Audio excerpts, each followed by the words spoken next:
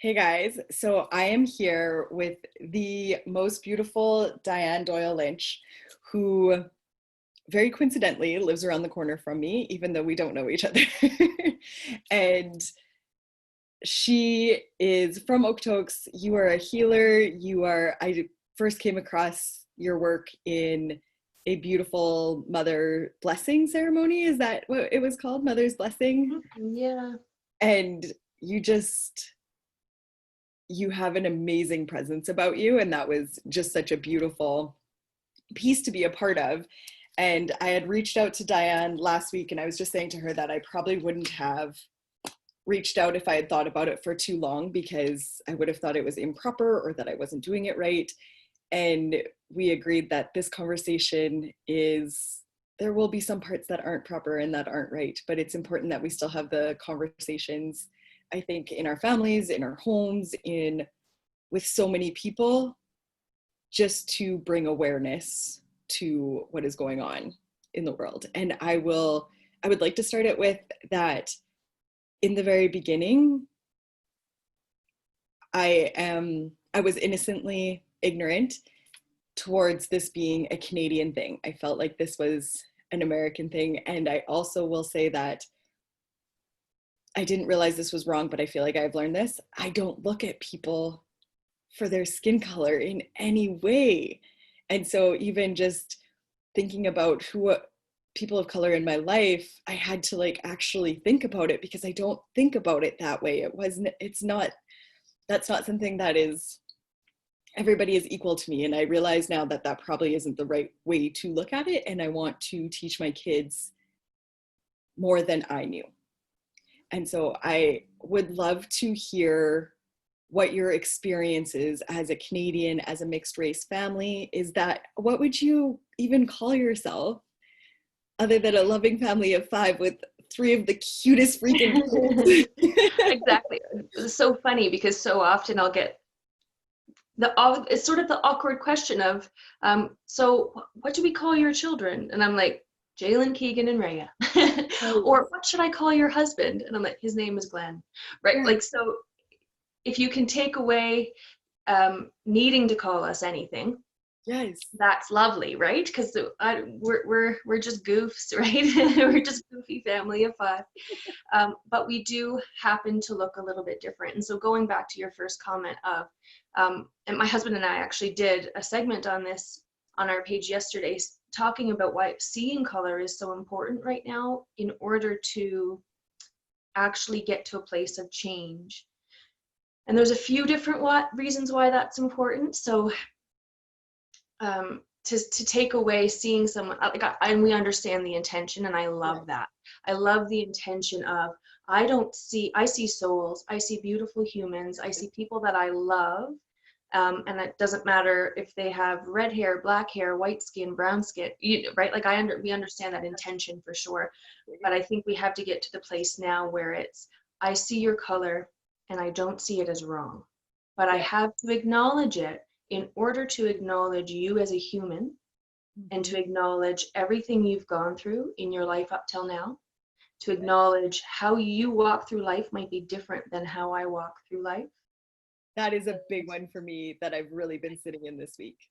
Yeah, and having and I am in no way, and I'll say this very clear every time, I'm no way speaking on behalf of the Black community. I am not Black. I've grown up with every white privilege there is. Um, but I think I have, in having conversations for the last 17 years with my husband, I'm still very brand new to this conversation. For him, it's been 46 years, Yes. and then some generations back. For him, for me, it's been 17. So I still know nothing. I'm still very much in the beginning stages of dismantling and re-examining my whole belief system as a white person walking through this world and what that means. Um, but for him and for color, not only are you taking away seeing struggle when you say I don't see color, you're also taking away everything beautiful about his culture, right? Yes. And the That's that I've celebration. realized I've unintentionally taken that from them, and Yeah. that's sad to me. Yeah, but I think it's because of because the fragility and the privilege is still so prevalent, and so many people who are white are blind to it. If you're not walking side by side with someone of color, um, then you're not necessarily going to see it, because why would you? If it's not in your face on a day-to-day basis, why would you see it? Especially if you're not looking for it, I had right? an amazing analogy explained to me by a friend. Faith Clark is her name, and she's a woman of color, and we've been part of coaching practices together for a year, I guess.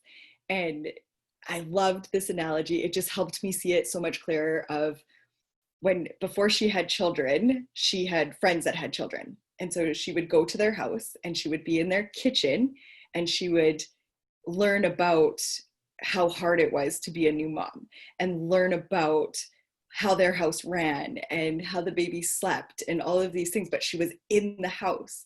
And we can't just be down the street pretending what we know without being in it with them Yeah. and recognizing that. And I just loved that.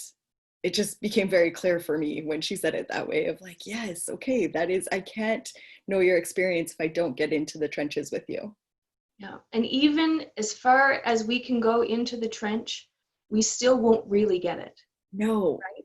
And I don't know, I wish I could credit the person, but I mean, the quote has been everywhere at this point, but it's, I understand that I will never understand. Mm-hmm. Right. Like that. I think every person, every white person now who's trying to step into a place of change and being an ally and being an accomplice to to the community of people of color and biracial and indigenous cultures. Like if you're going to step in and be an ally, you need to understand you won't understand. And Yes. it's not, it doesn't make you weak or dumb or, right, you're not supposed to understand it. And that is you getting to a place of, I realize we have a different experience walking through life, and I won't understand it because I'm not someone of color who has Yes. gone through that. Like it's so important. And my husband and I have had this conversation, which is really, really interesting. Just because I love examples and I love analogies. Yes. I find Me like too. sometimes it just hits different when you Me. say, oh, I never thought of it that way. And so for us in our life, in our family, um, I've suffered many miscarriages. And in the last miscarriage, I got to a place where it's like, I feel very broken. And this is how I feel as a woman. And this is what I'm going through. And he looked at me and he said, oh, I understand. And I had to stop him and say, you don't, right? Like you're in this with me and you're in the hurt with me.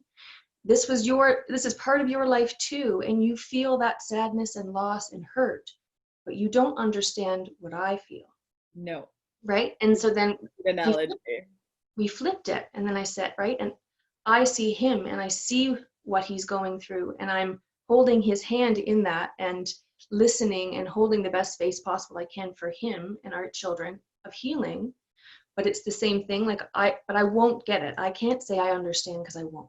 I will never understand what it feels like to be persecuted, judged, Mm-hmm. murdered for the color of my skin, right? It's not the same.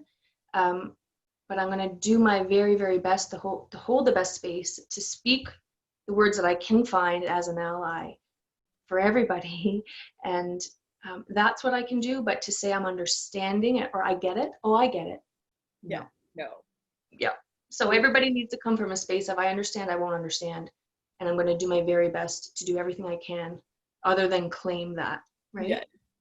Yeah. And I think it's also important to mention because I've had a lot of this come up with um, friends and people on social media. It bothers me, and I'm working through it. I realize this is about me, but it bothers me people that have a platform that aren't saying anything. And I think that is wrong. I think we have a platform because we want to influence people in some way or another, whether that's an online business, whether that's, like I want to inspire healing within others. I want to inspire big dreams and big goals for people. But that also means that to me, being a white woman that has a platform, even if it's not large, I still have to speak about it because I can't pretend it's not there. I feel like that is such a white privilege. I feel like you would feel different, not you yourself, but people would feel differently if they were directly affected by it. And I think that's how we have to look at it of maybe I'm not directly affected in the same way, but if we all use our voices, that is where the collective comes to play. And whether you have 1 follower or 5 million, if you're sharing the message and somebody hears that, that's one more person on the right side of humanity, right? Yeah. So absolutely, I agree with you. It's fear, right? It's the fear that you're going to screw it up, the fear that you're going to say something wrong, the fear that you're going to offend somebody, which Yes. you will, no matter what you say or don't say Yes. in social media, in this world, someone is going to get offended by it. Yeah. And so I feel like you just got to let that go and be like, this is my truth.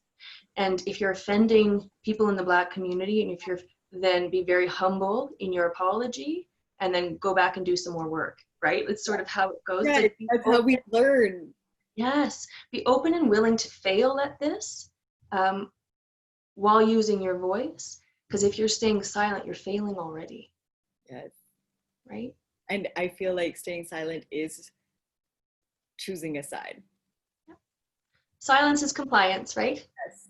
So you're staying silent, you're complying with the wrong side, right? With everything that's been wrong for so long. I agree. Can you touch on, because I feel like in the beginning of all this last week, and two things, I'm grateful that we are in the COVID situation we are in, that we are home and we aren't able to just busy ourselves through our day going to work and extracurriculars. We actually have to see this. And so I think that's powerful in itself. I also feel like in the beginning, I was very much in the space of, yes, that's absolutely horrible, but that's not Canada. That's not where I live. And so I would love if you could shed light on that in some way. I know we will talk about your son because he is unreal. Unreal. If you have not seen, go to any of my pages. I have shared his poems that he is just, they give me goosebumps every time. I have shared them with so many people. He's just a brilliant young man that speaks from his heart and has such conviction, and it's just amazing. But what would you say to people that want to pretend that it's just an American thing? Oh, well, the fragility there of, right? It's easy to say it's them, not us. It's over there. It's not here. It's not in our world. Yeah. But wherever you have people, you're going to have this issue, right? Go anywhere in the world, and I've heard the same thing of it's not so bad in the UK or over here in, right? Like you see it, and everyone sort of, everybody wants to claim to be the good place. Yes. We want to claim to be the good old Canadians, right? But we're the nice white people. Yes. When your Sure. post yesterday, I think it was yesterday, Right? I'm not racist. I am the nice white person that loves everybody. That was a powerful post too. But because it's true, because we would all love to be that, and actually, right? And so everyone other than the US right now is trying to claim that, I feel like, in the world. Yes. For one, maybe it eases the guilt that a lot of, I think, white people are sitting with right now when they're starting to break it down and see.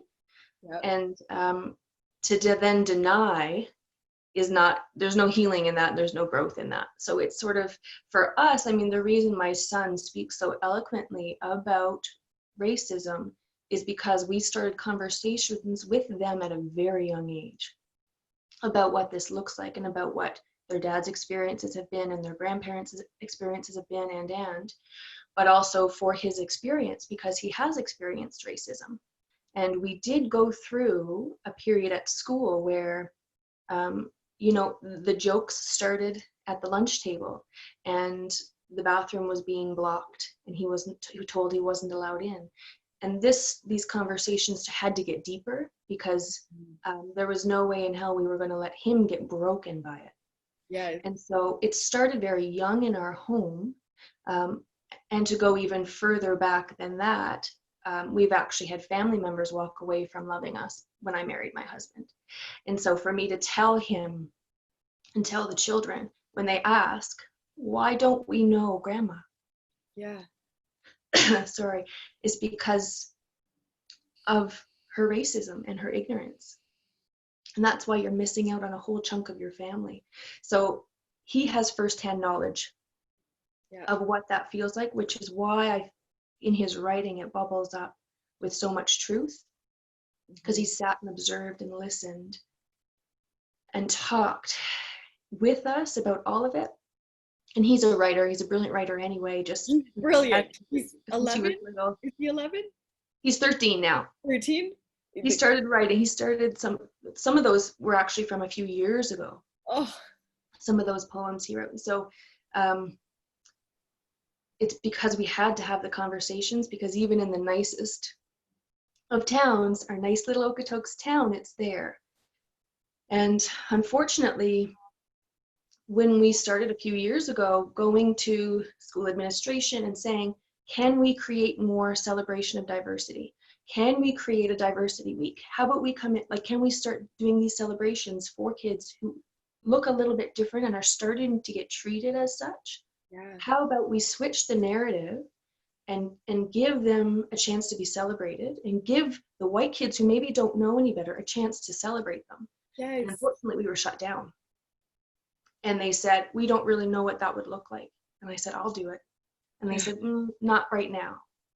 So even in the nicest of towns, even in the nicest of communities in Canada, there was resistance towards acceptance, even when it was in their face, right?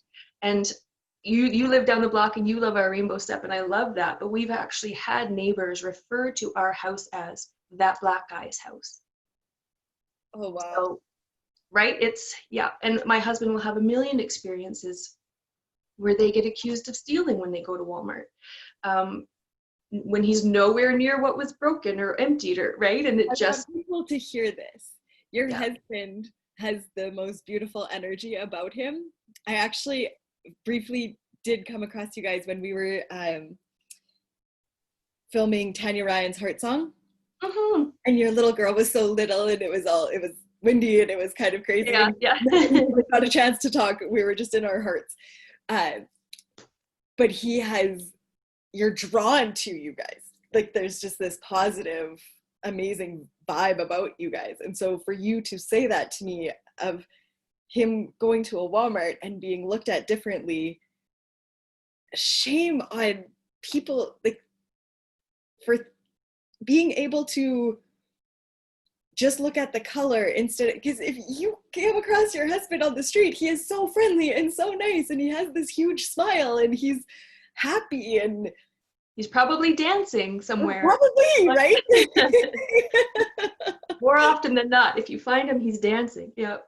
And I just want people to hear that is happening in Canada, and that is happening in our sweet town of Okotoks, and that is happening in Alberta and all over the place, that people are having to deal with that.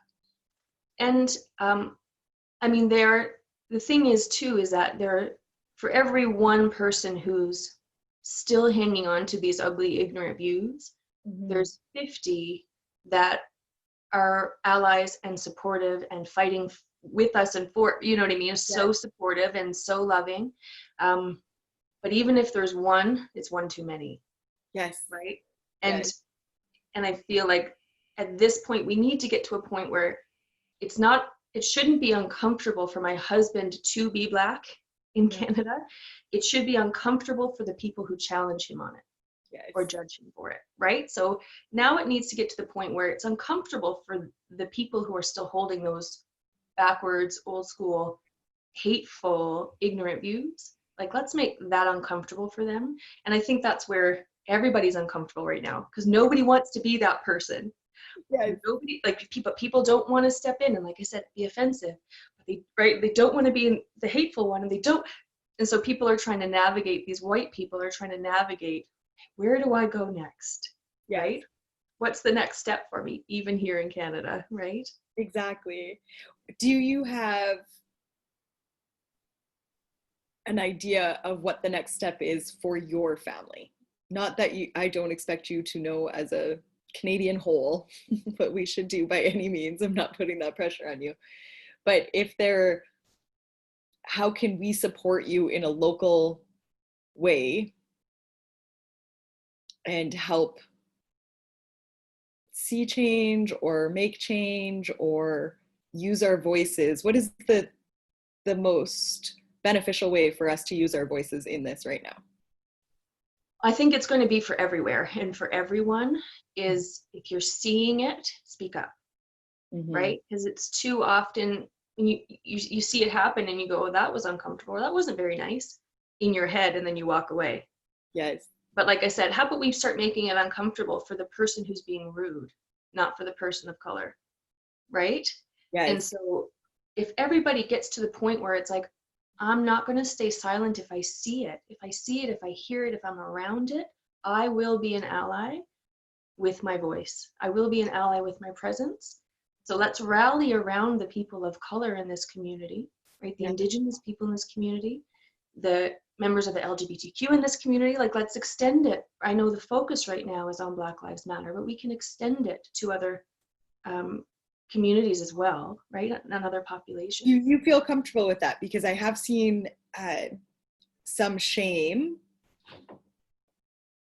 on social media of, this isn't about anybody else right now. This is just about Black Lives Matter. Well, I mean, when you get into all lives matter, right? So that's a whole other discussion of course, all lives are matter. Of course they do. But right now, the ones that need the most support because they are hurting so fiercely, watching a member of their community get murdered on live, right, on the live street. Like, it's the focus needs to be on this movement right now for us to get anywhere. But also include members of the Indigenous community, include, because you can't just pick one thing. Then you're going to say, I'm going to see everybody as equal and different, right? Different yet equal. You can't just say the Black community and go be racist towards someone in the Indigenous community, or then show up with a hate banner at a pride parade. Like, you can't just pick one thing to be an ally for. So Black Lives Matter is the focus right now. But if you're changing yourself from the ground up as a white person, and you're breaking down privilege, and you're breaking down prejudice, and you're breaking down fragility, do it for all humanity at this point. Why stop at one? Yes, I agree, but I have struggled a little bit with because of who I am and what I've stood for my adult life, of all lives matter equally. I didn't see the difference of that in the beginning. And so it's just something to dive into further for my own self. And I think it's similar just to, I don't see people of their skin tone, in that, no, I can still see their skin tone and accept that and embrace that for them, as I can with all of these other groups of, I am very much into pride, I am very much into Indigenous, I am very much into all of these things, and not taking away from that portion of it. Right, and the analogies that I've heard, it's like, you're not going to show up at a breast cancer rally yelling about testicular cancer, like, right? But if you're supporting healing, you're supporting healing. Yes, right? Exactly. That's how I do feel about that too. Another analogy that really stuck with me, because the breast cancer one was really good for me. I was like an aha moment once I read that one of like, I get it now. Okay, absolutely understand it. Was your child passes away and you are reading the eulogy, and somebody grabs the mic and says, all children are amazing and beautiful, or whatever. I'm not doing well with the quote, but that's what I took away from it. Instead of, it's about this child, it's not about that all children are amazing and all these things. And I just think it's important for us to see the difference there. Absolutely. Yeah. Another really good one that I heard was, there's 10 people sitting down to eat at a table. and 9 of them get served. And the one who doesn't get served says, I'm hungry. And then the one next to him, filling her face, says, we're all hungry. Yes. But I'm the one without food. Like, Yeah. right? So Black Lives Matter, right? This is the one that needs to focus right now, and the community support, because there's a community grieving right now something so loud that's been loud for a very long time, or been silent for a very long time, and needs to be heard. Are there other causes as well? Absolutely. And the hope is they'll all get heard, right? I feel like it will trickle from this. Right, but that's what I mean in terms of, if you're going to break yourself down as a white person and build yourself back up, it's going to be to embrace everybody, and the prejudice towards anybody, any population, should be let go of, right? I agree. Yeah, I agree. I didn't even really think about white privilege until last week, in all honesty.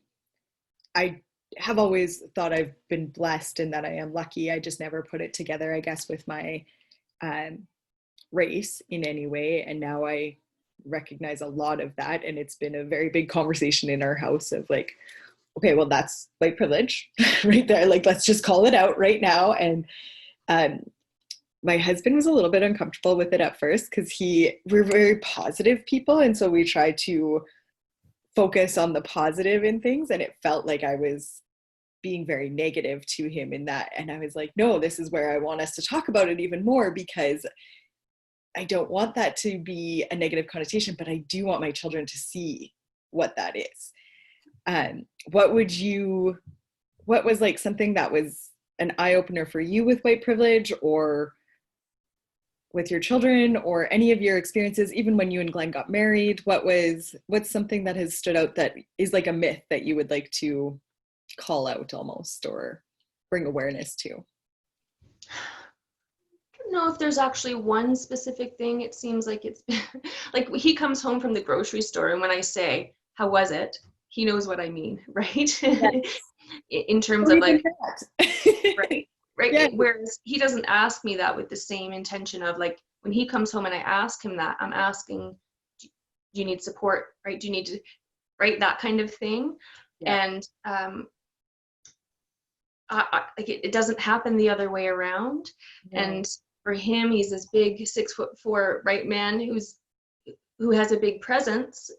And he has to be very careful when he's out not to look too serious or mad, for fear of looking angry, which is going to make people uncomfortable, and that's not, like, I can go out with resting bitch face all day long. Exactly. And I never, ever even think that it's going to be offensive to somebody to the point where they're going to fear me. Yes. Like, I don't think I can do it that fiercely, man. Maybe I should try. But I know, that one, even has to cross his mind.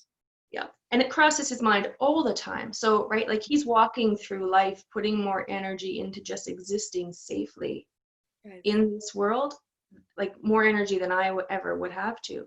Even just the other day, he was going into the gas station, and I mean, we've never felt threatened here in Okotoks. Have we had issues? For sure, right?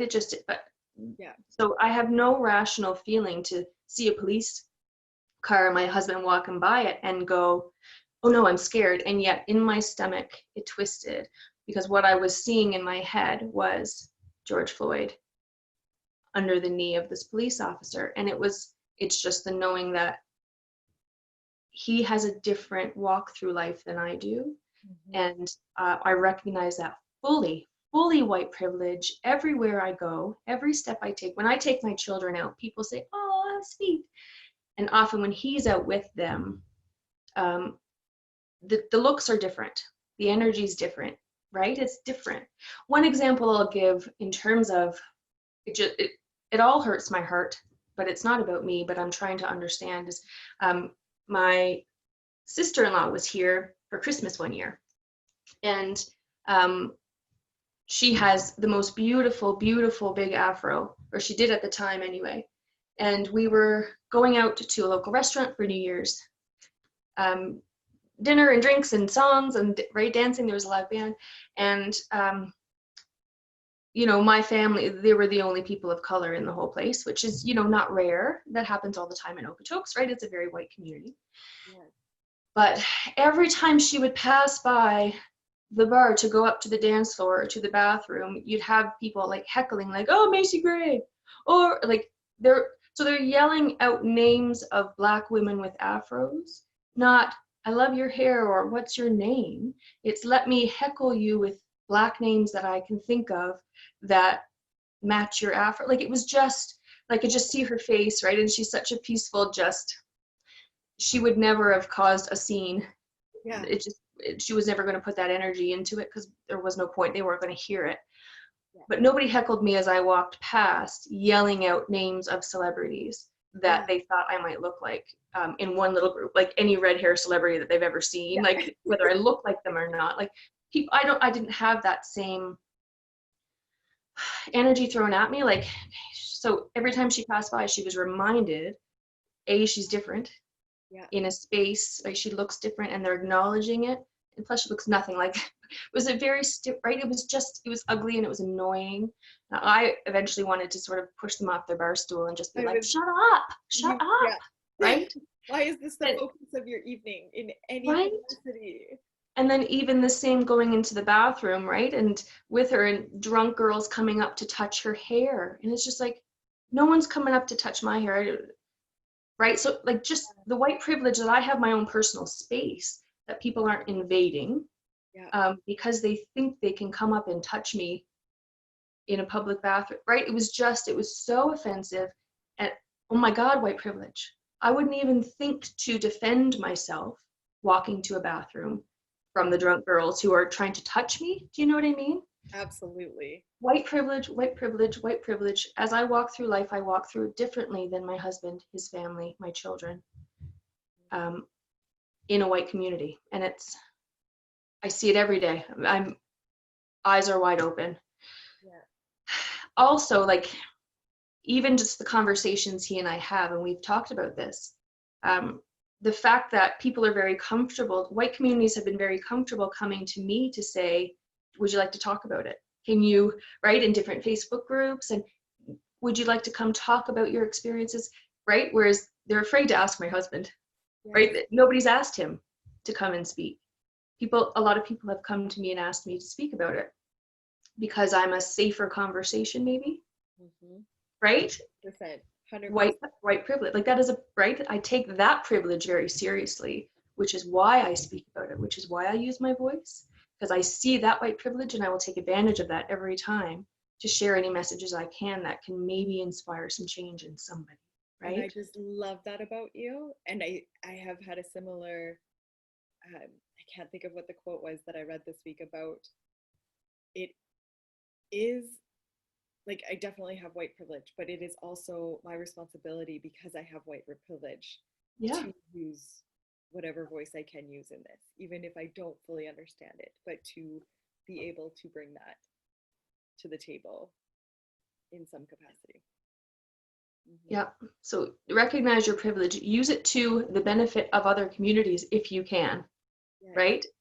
And then when it's doing harm, dismantle it from the community, right? If you're seeing your white privilege is being used against people of color, you better break that down real quick, right? Yeah. Yeah. For your children, how how do I explain to my children to see color and honor that?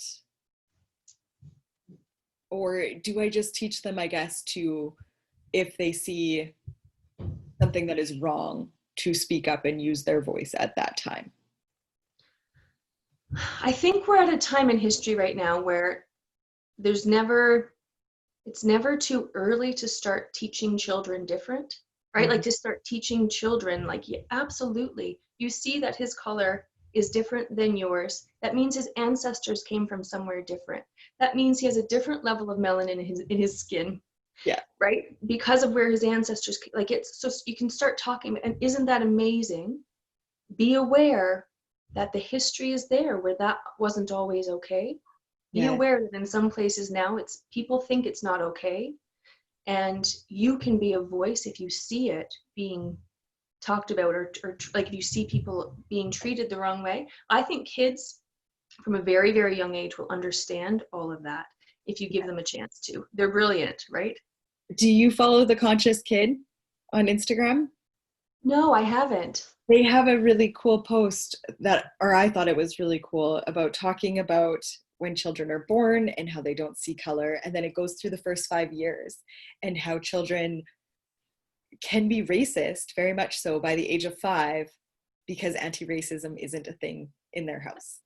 Yep. And not that even that it's intentional.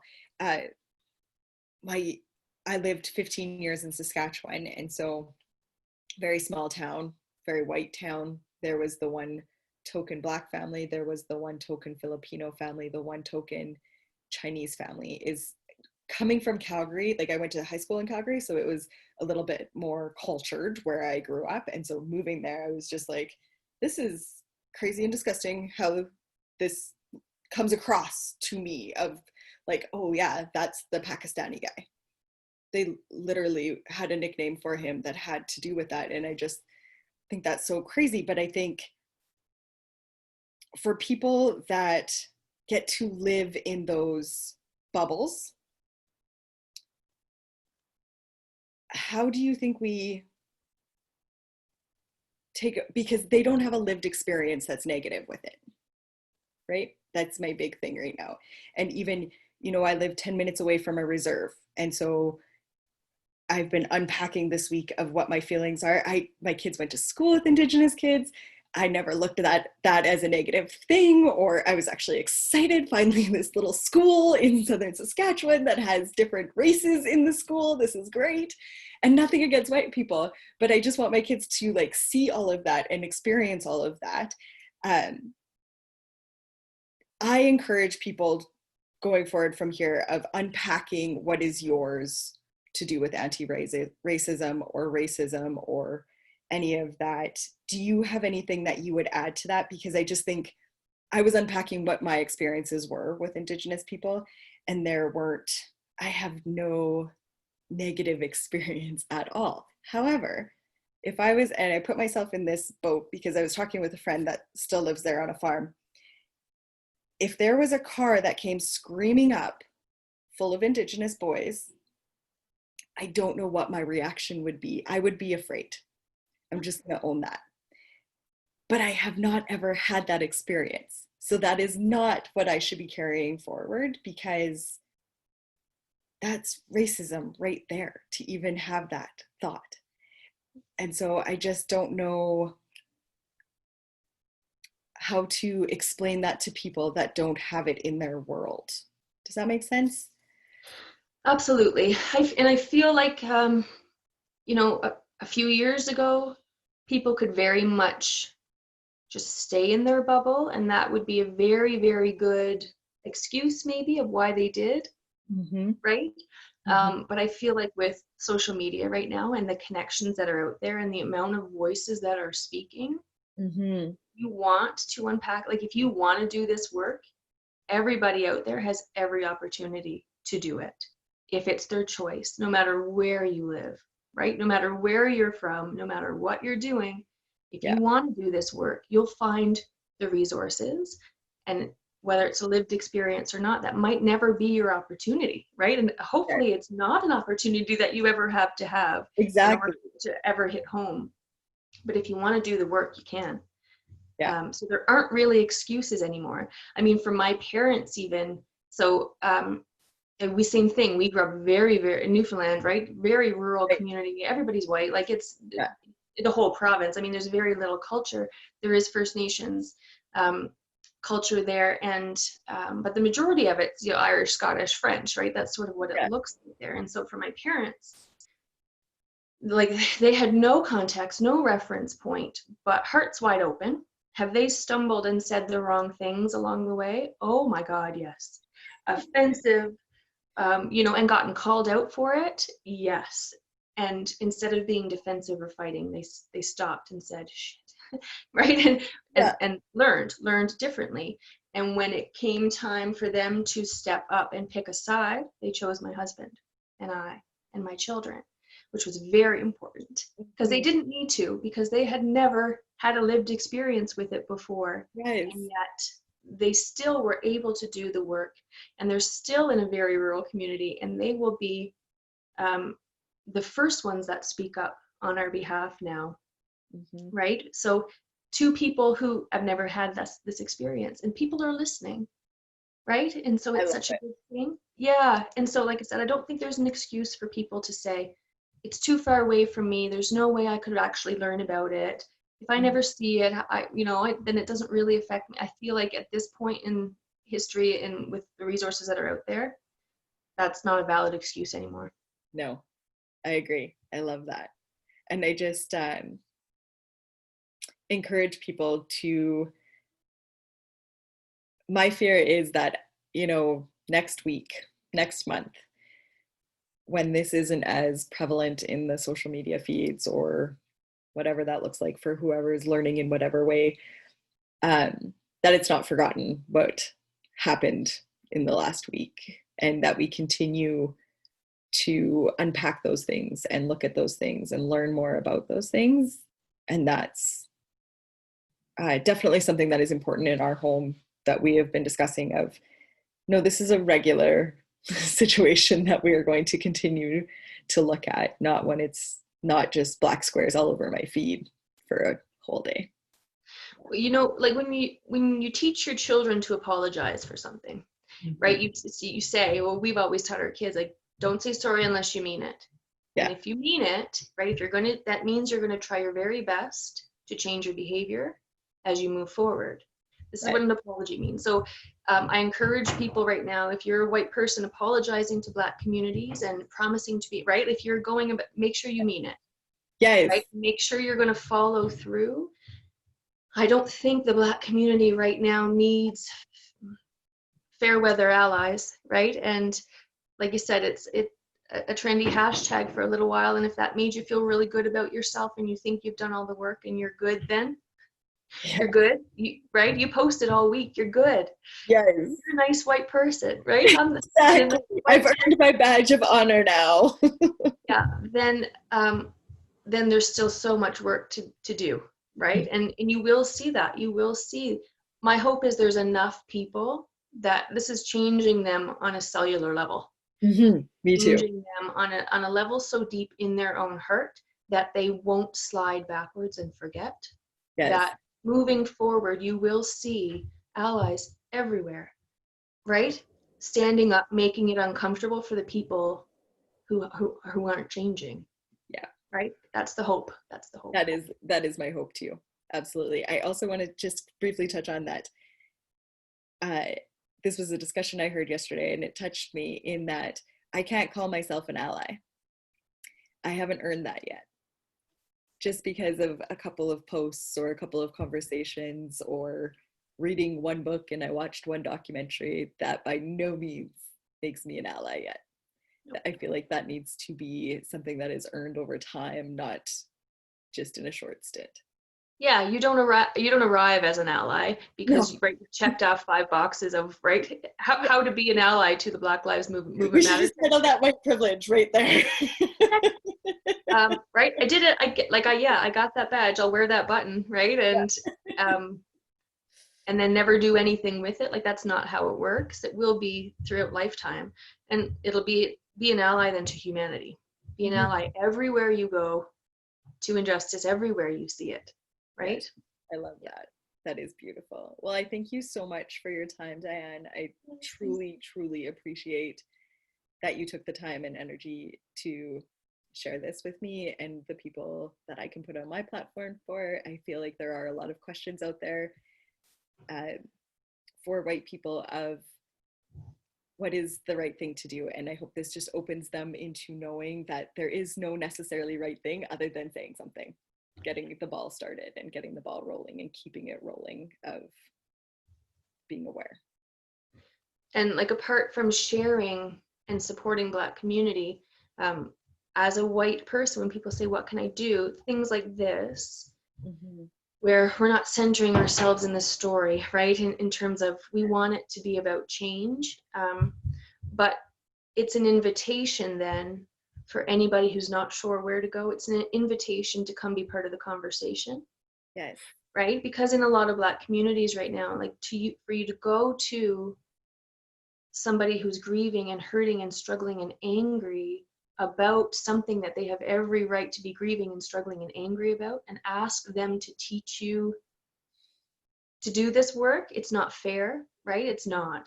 And that Do is you a think platform. that's why Glenn has not been asked? Yeah, probably. Because like personally on my own side, I would feel uncomfortable asking him right now, and Absolutely. I didn't even feel super comfortable asking you because of that same reason, right? And so Yeah, hopefully narrative will change a little bit. yeah, and it's fair. Like, don't go support Black authors who are writing about this, or go listen to Black speakers, watch the movies produced by, right, and directed by people of color who are telling stories that are valid. But don't jump in the DMs of these people begging them, right, Yes. to teach you how to do this, because they're tired. My husband was sitting on the counter the other day, and I looked at him, and it almost broke me because he just was so slumped, right? And and all he could say was, I'm tired. So where you wouldn't go to a funeral of a grieving mother and say, teach me what it feels like Yes. right now, right? Like, teach me your pain and teach me Yes. how to, right? You would not do that. So you don't go to people who are hurting and grieving and trying to rally enough strength again to do this again, right? Yes. To continue this fight again, and then demand them to do your work for you, right? Like, you don't do that. No. And I So think that is so wrong to expect them to do that for us. And then when you think about all of the energy that's going into that and all of the grief they are going through, and then even combined with like you talking about him going to the grocery store and to Walmart or to these places, or by that picture you put up of yourself at the gas station, I was just like, hot damn, she is so right. I would not even register a police car there in any way for my own self. But that is something that energy is being put out by them. And so I think in trying to be allies, it is our responsibility to speak more about it at this place, because they are tired and because it isn't their responsibility to educate us on what their life experience has been. There are people out there that are doing that for a living, that we can tap into their resources. because it's not the first time they've tried, right? Oh, can we touch on one more thing Yeah. before I feel like I should let you go, but I also love this discussion. Um, it, I am very much I call myself a hippie sometimes of I am make love, not war. And I don't believe in violence and I don't stand for violence. However, I've really had to look at this week of this conversation wouldn't be happening without violence. And not that I am against or for looting. The thing that sticks in my head is looters are looters, protesters are protesters, and there are two very different things. But I also think if there hadn't been some violence and major uprisings in certain areas, we wouldn't have stepped up and started listening, because I feel there have been activists for years talking about this and we did not pay attention. Well, for lifetimes, right? Like, this is not a new issue. The fact that communities are so tired is because it's still. Yeah. It's not, right. It's not again. It's not own, right. It's yeah. It's that it's still. And I mean, so much has been brought back up now about the kneeling in football, right? And this is like, okay, you can protest, but not like that, and you can protest, but not like that. So peaceful protest has never worked. So if you look at history, it seems like it's the violence that is what we need. I don't know if we're just a little bit slow on the uptake. It literally takes a kick in the ass. Like, it literally takes seeing somebody being murdered on TV before people actually want to change something. Like, for some reason, we need those extremes to ever change anything. And that's an unfortunate part of us in our as a society as a whole. Yeah. But if you go back, I mean, it's assassination after murder, after injustice, right? Like, Yes. still all this time, and it's still. So if you wonder why people are angry, it's because still, right? Yes. Yeah. Exactly. Well, I thank you so much for your time again. You go Yes, have the thank most you for beautiful having me. day. And I You too. appreciate you guys. And I can't wait to see the rainbow step again this afternoon when I'm at your I have to repaint it. I have to freshen it up, but yes. house. Okay. Our whole house might be a rainbow at some point, but Yeah.